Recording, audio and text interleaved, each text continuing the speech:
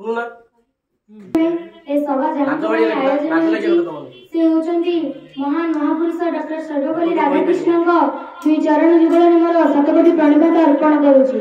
तत्परे एठारे उपस्थित थिबा मोर शिक्षक एवं शिक्षयित्री वृंद को मोर हृदय भाव प्रदेश भक्तिपूत प्रणाम एवं मोर बड़ भाई और भौणी मानक स्नेहसिक्त सम्मान संगे संगे मोर छोट भाई और भौणी को स्नेह प्रदान एवं मोर सहपाठी और सहपाठी मानक आंतरिक अभ्यर्थना ज्ञापन कर आज मोर भाषण को आरंभ करुछि।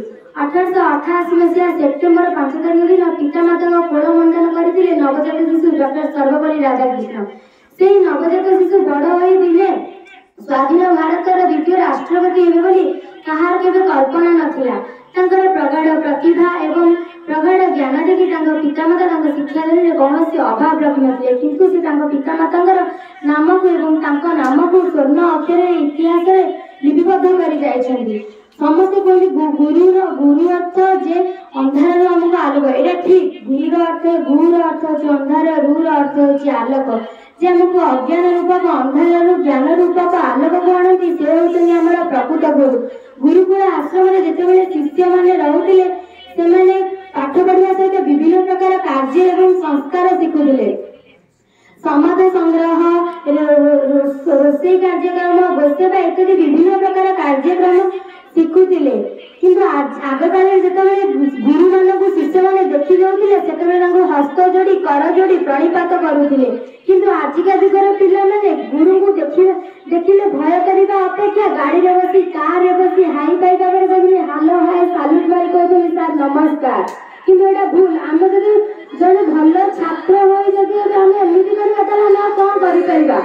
आमे सेमिति आग जुगर पिला मानक भई हस्त जोड़ी कर जोड़ी गुरु ब्रह्मा गुरु विष्णु गुरुदेव महेश्वर गुरु साक्षात परम ब्रह्म तस्मै श्री गुरुदेव नमः।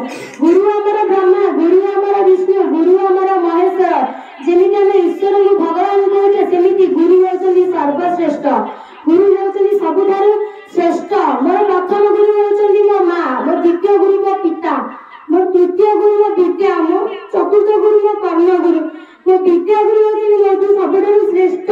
मो बड़ होची मो मां को बिना मो पाठ पढ़िछि अठु आरंभ करी ब्रह्मा विष्णु को आरंभ करी मो पाठ पढ़िछि मो विद्या गुरु गोटे कर्ण गुरु तो बहुत मते किछि शिक्षा सबुठारु श्रेष्ठ गुरु मोर माता और मोर विद्या गुरु।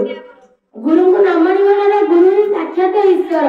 गुरु किए आजिकल किए मानुची, किंतु आमे आज शपथ करबा, आमे आज गुरु मान को मानिबा। गुरु तो कौन कहले गुरु का कथा हम किए मानु, लेकिन जदि आदर्श छात्र